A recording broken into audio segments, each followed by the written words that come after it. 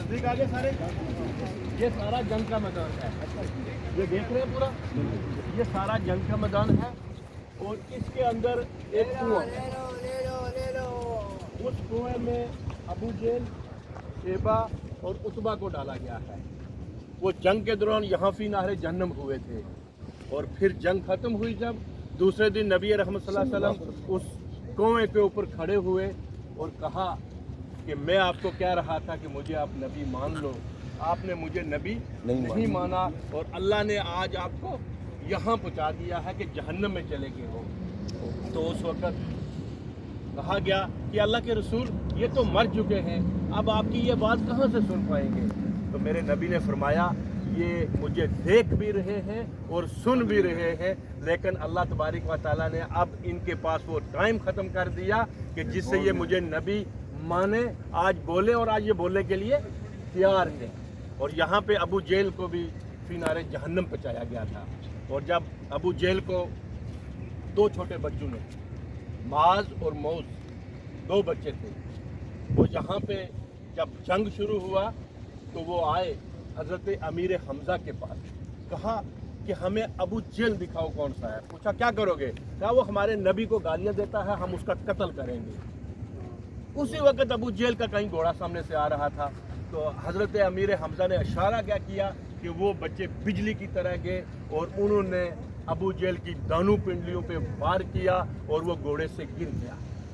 और जब वो घोड़े से गिर गया तो फिर हज़रत अमीर हमज़ा ने उसको तलवार से मारा, लेकिन अभी उसकी जान नहीं गई। उसकी जान हज़रत अब्दुल्ला बिन मसूद ने ली थी।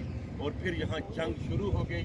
जब गमसान की जंग हो गई तो अल्लाह ने मुसलमानों को फतह दी, कफ़ार भाग गए।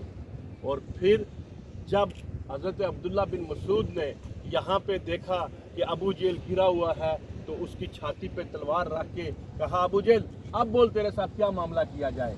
तो कहा मामला जो भी करना है वो बाद की बात है, पहले मुझे ये बताओ कि जंग का क्या हुआ। तो कहा गया कि जंग आप हार गए हैं, आपके लोग भाग गए हैं और कुछ फी नारे जहन्नम पहुंच चुके हैं और अब तेरी बारी है।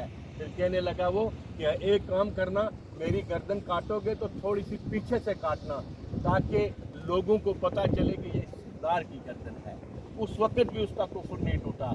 और मेरे नबी ने फरमाया है कि आप लोगों ने फ़िरौन को जाना है, सुना है कितना जालिम था, खुदाई का दावा किया हुआ था, लेकिन मेरे नबी ने फरमाया कि अबू जेल फ़िरौन से भी जालिम है।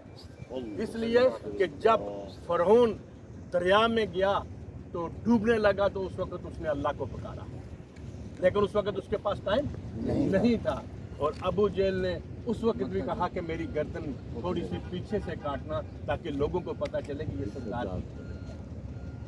तो वो मेरे नबी ने फरमाया कि ये फ़िरौन से भी ज़्यादा।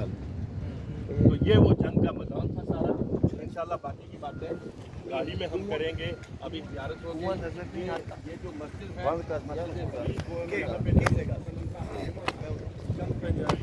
यहाँ से वो